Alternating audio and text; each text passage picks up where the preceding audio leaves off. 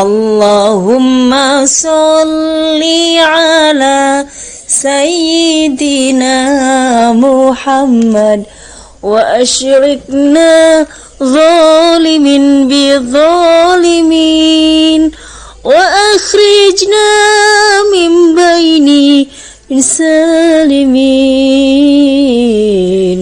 wa ala alihi wa sahbihi ajma'in. Sallallahu rabbuna ala nuril mubin Ahmad al-Mustafa Sayyidil mursalin wa ala alihi wa sahbihi ajma'in wa ala alihi wa sahbihi ajma'in.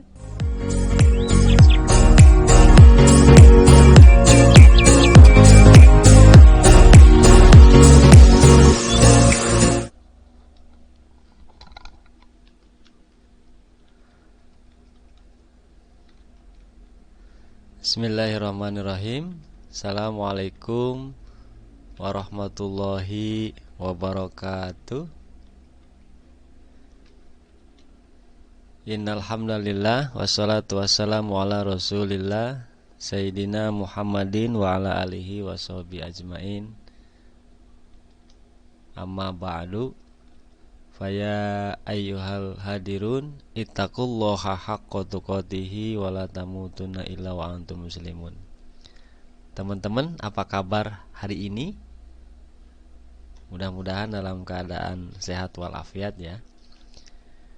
Bapak merasa bangga berhadapan dengan orang-orang hebat, para pemirsa sekalian, para siswa sekalian, para generasi bangsa, generasi umat, yang tentu para pendengar saat ini adalah orang-orang baik, orang-orang yang luar biasa. Teman-teman, sebelumnya mari senantiasa kita berdoa bahwa setiap yang kita lakukan adalah hal baik, dan hal baik itu mudah-mudahan dimaknai sebagai amal jariah oleh Allah Subhanahu wa taala. Amin ya rabbal alamin. Dan mari kita buka kegiatan ini dengan pembacaan basmalah bersama-sama. Bismillahirrahmanirrahim. Teman-teman, tema kita adalah bagaimana kita meneladani kisah Nabi Lut alaihissalam yang berjuang menghadapi kaumnya yang begitu laknat terhadap hukum-hukum Allah. Dan kompetensi dasarnya adalah pertama, kita menghayati kisah keteladanan Nabi Lut alaihissalam. Yang kedua, memiliki sikap tabah, tanggung jawab, dan peduli. Kemudian yang ketiga, menganalisis kisahnya seperti apa. Dan yang terakhir, menyajikan hasil analisa keteladanan dan contoh implementasi dalam kehidupan sehari-hari. Nah, semua ini teman-teman harus kita miliki, harus kita lakukan sebagai amanah dari pemerintah. Jadi kompetensi dasar ini merupakan amanah dari pemerintah yang harus kita laksanakan bersama. Jadi teman-teman diminta untuk semakin menghayati, kemudian mengamalkan, memiliki sikap tabah dan tanggung jawab serta peduli, kemudian juga menganalisis kisahnya dan kemudian menyajikan hasil dari keteladanan dan contohnya yang ada pada Nabi Lut alaihissalam. Nah, teman-teman yang berbahagia,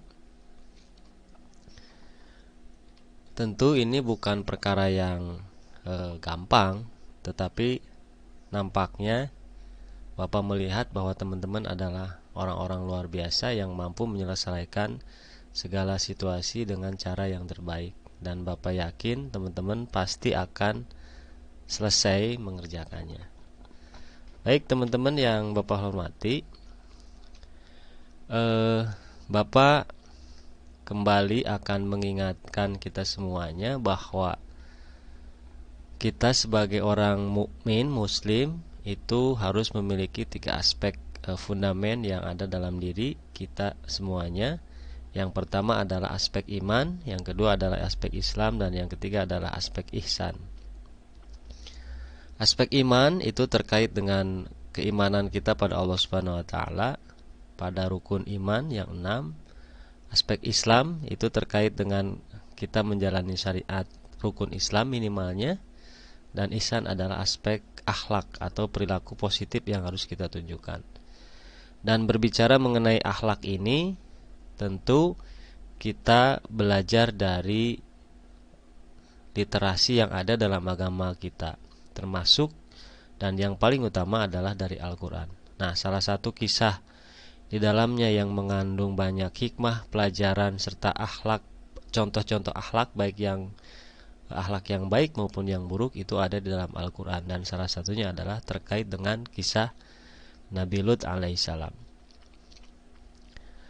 Dan pertemuan sebelumnya teman-teman, kita sudah membahas mengenai larangan atau ketidakbolehan kita berakhlak tercela, yaitu pada aspek akhlak hubud dunya, hasad, ujub, kemudian sombong dan riya. Semua akhlak ini tentu memiliki dampak yang sangat negatif, sehingga berdasarkan literasi agama kita itu tidak boleh kita lakukan. Dan berikutnya adalah mengenal Allah Subhanahu wa taala melalui sifat-sifatnya. Dan yang ketiga adalah pentingnya kita melakukan taubat jika kita melakukan sebuah kesalahan baik yang sengaja maupun yang tidak disengaja. Dan yang berikutnya, sebelumnya kita sudah membahas mengenai adab kita sebagai anak kepada orang tua, dan juga adab kita sebagai peserta didik, sebagai murid kepada guru, begitu ya. Dan topik kita kali ini adalah terkait dengan Nabi Lut alaihissalam. Teman-teman yang berbahagia, bahwa kaum Sodom itu adalah kaum yang diceritakan dalam Al-Quran memiliki karakter-karakter atau perbuatan-perbuatan atau senantiasa berbuat yang keji. Di antaranya adalah mencuri, menipu, berbuat onar, kemudian membunuh, berbuat maksiat. Kemudian yang paling fenomenal ini adalah sesungguhnya ketertarikan yang menyimpang. Apa maksudnya? Ketertarikan yang menyimpang ini adalah ketertarikan pada lawan jenis, pada sesama jenis, laki-laki terhadap laki-laki, perempuan terhadap perempuan. Dan bahkan dalam surat Al-A'raf ayat 80, apa yang terjadi ini adalah sesuatu yang belum pernah dilakukan sebelumnya. Dan dalam pandangan Nabi Lut menyebutkan bahwa apa yang dilakukan ini adalah perbuatan yang disebut sebagai fahisyah atau perbuatan yang keji. Teman-teman yang berbahagia, nah inilah struktur dari kisah, alur dari kisah Nabi Lut alaihissalam dan kaumnya, di mana kaum Nabi Lut alaihissalam ini memiliki atau terbiasa melakukan perbuatan-perbuatan yang buruk, yang negatif, dan utamanya adalah senang pada sesama jenis. Nah, melihat hal ini, Nabi Lut alaihissalam kemudian berdakwah, mengajak kepada kaumnya itu agar kembali ke jalan yang benar, kembali berbuat baik. Namun ternyata kaumnya ini justru malah menolaknya dan bahkan menantang akan meminta untuk datangnya azab dari Allah Subhanahu wa taala. Dan tantangan yang terjadi pada Nabi Lut ternyata bukan hanya berasal dari kaumnya saja, tapi juga berasal dari keluarganya sendiri, yaitu dari istrinya, yang menolak dan bahkan memandang apa yang terjadi pada kaum Lut itu adalah sesuatu yang biasa. Dan pada akhirnya kemudian Nabi Lut memohon pada Allah Subhanahu wa taala mencari jalan keluar, dan pada akhirnya kemudian Allah menurunkan azab kepada kaum Nabi Lut. Dan azabnya ini sangat luar biasa. Yang pertama adalah menurunkan hujan batu, membutakan. Kemudian berikutnya adalah membalikkan negeri, menurunkan hujan yang sangat dahsyat, suara keras yang menggelegar, dan angin kencang yang membawa bebatuan, sehingga kaum Sodom ini menjadi hancur. Dan istri Nabi Lut sendiri ikut terbawa hancur, terbawa oleh azab bersama dengan kaum Sodom. Dimana sebelum azab ini terjadi, Nabi Lut dan orang-orang yang bersama Nabi Lut yang beriman itu pergi meninggalkan negeri ini. Nah, teman-teman yang berbahagia, dari cerita ini setidaknya ada 3 hikmah yang bisa kita ambil, kita petik, dan 3 aspek inilah mari kita tanamkan dalam kehidupan sehari-hari, pelajaran-pelajaran yang bisa diambil dari kisah Nabi Lut alaihissalam dan kaumnya. Yang pertama adalah kegigihan berdakwah. Ini mengandung makna bahwa kalau kita berdakwah harus gigih, harus kuat, harus strong, dan tidak boleh loyo, begitu ya. Termasuk di dalamnya adalah kegigihan dalam belajar. Jadi jangan sampai kita lupa bahwa belajar itu sesungguhnya adalah untuk diri kita, untuk menjadi diri kita yang lebih baik. Yang kedua, dalam berjuang dan dalam belajar pasti ada tantangan, dan kewajiban kita lah bagaimana mengatasi tantangan itu. Dan yang ketiga adalah bahwa janji Allah itu nyata adanya, akan memberi kebaikan bagi mereka yang berbuat baik, dan akan memberikan azab kepada orang yang melanggar atau kaum yang melanggar hukum-hukum atau syariat Allah Subhanahu wa taala. Dan hal ini sudah terbukti terjadi pada kaum Nabi Lut alaihissalam dan kaumnya ya, yang melakukan perbuatan-perbuatan itu. Sehingga tidak boleh ada pemikiran bahwa ketika sesuatu yang negatif terjadi itu adalah karena Allah Subhanahu wa taala. Justru karena kita, dan kemudian Allah memberikan balasan yang setimpal. Nah, itu tadi teman-teman sekilas mengenai bagaimana kisah Nabi Lut alaihissalam.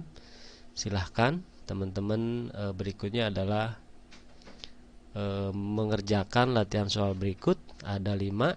Ini yang pertama, kemudian ini yang kedua, silahkan disimak baik-baik. Kemudian ini yang ketiga, dan ini yang keempat, dan kemudian ini yang terakhir ya, yang kelima. Dan sebelum ditutup, Bapak sampaikan, silahkan teman-teman berdiskusi. Caranya adalah dengan membuat satu pertanyaan secara individu. Silahkan tulis di kolom komentar. Bagi kelompok yang bukan kelompok pemateri, bagi yang kelompok pemateri silahkan menjawabnya di kolom komentar. Dan sebagai bentuk teman-teman menyajikan hasil analisa, teman-teman silahkan membuat poster atau membuat video terkait dengan hasil analisa yang teman-teman lakukan. Dan sebelum ditutup, mari kita berdoa.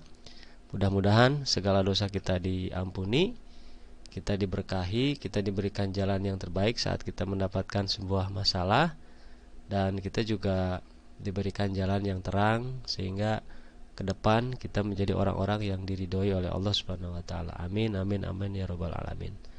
Dan mari kita tutup pembelajaran kita dengan doa kafaratul masjid, kafaratul majlis.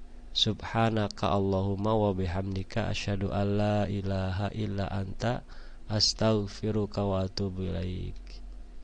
Teman-teman, penting kita tahu kebaikan, tapi yang lebih penting adalah bagaimana kita mengamalkan kebaikan itu. Wallahul muwaffiq ila aqwamit thoriq. Wassalamualaikum warahmatullahi wabarakatuh. Allahumma sholli ala Sayyidina Muhammad wa ashrikna zalimin bi zalimin wa akhrijna min baini salimin wa ala alihi wa sahbihi ajma'in. Sallallahu rabbuna ala نور المبين أحمد المصطفى سيد المرسلين وعلى آله وصحبه أجمعين وعلى آله وصحبه أجمعين.